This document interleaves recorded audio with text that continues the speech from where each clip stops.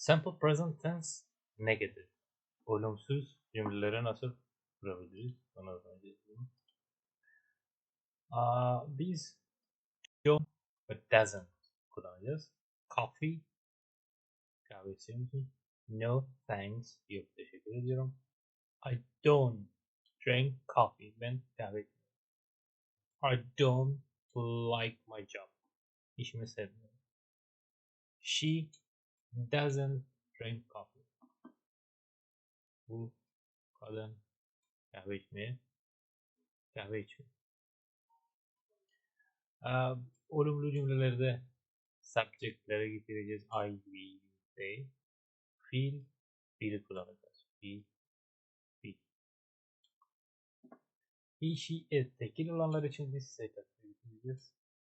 I work, he works. We like, she likes. You do, it does olacak. Have ise düzensiz fiil olduğu için has olacak. Negatifle I, you, we, they için don't aslında do not'ın kısaltması, bunu kullanacağız. I don't work. Bunu fiil ve subject arasında bulunur. We don't like, you don't like, they don't like. He, she, it için does. Biz getireceğiz. Doesn't ve does not. Bu resmi olmayan, yani konuşma dilde kullanılan bir şey. Ve bu resmi dilde de does not kullanılır. He doesn't work, she doesn't like, it doesn't do. Örnekler: I drink coffee, ben kahve içerim. But I don't drink tea, ama çay içmem. Sue drinks tea, Sue çay içer. But she doesn't drink coffee, ama kahve içmez. You don't work very hard, çok iyi çalışmıyorsun. You don't watch TV very often, sık sık televizyon izlemiyorsun. The weather is usually nice, hava durumu iyi. It doesn't rain very often, pek çok yağmur yağmıyor. Getirdiği için doesn't kullanılır. Sam and Chris don't know many people. İki kişi olduğu için bu they gibi olacak. They.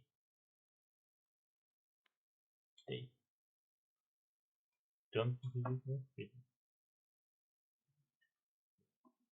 I with the don't olacak. He, she, it doesn't olacak. I don't like football. He doesn't like football. I don't like Fred, and Fred doesn't like me. Ben Fred'i sevmiyorum ve Fred de beni sevmiyor. Fred tekil olduğu için burada he. Bu Fred don't like, bu yanlış. My car doesn't use. My car tekil olduğu için, bir tane olduğu için tekil. Et gibi. It. My car doesn't use much petrol. Benim arabam çok benzin kullanmaz. My car don't, yanlış. Sometimes he's late. Bazen o geç kalıyor. But it doesn't happen very often.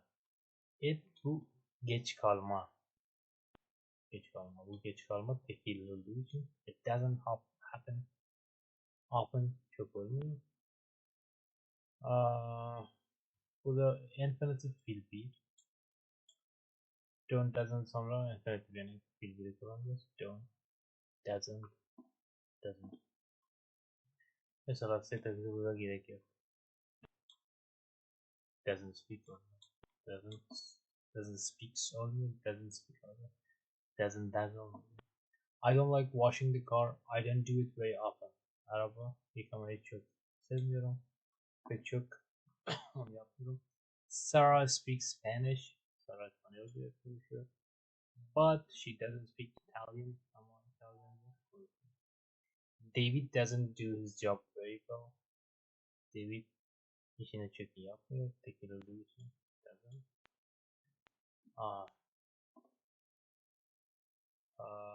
Burada diyor ki David doesn't has job olmayacak. Yani does'dan sonra fiil getirmemiz gerekiyor. Burada da doesn't speak setası gerekiyor. Paula tekil olduğu için doesn't usually have breakfast. Normalde kahvaltı yapmaz.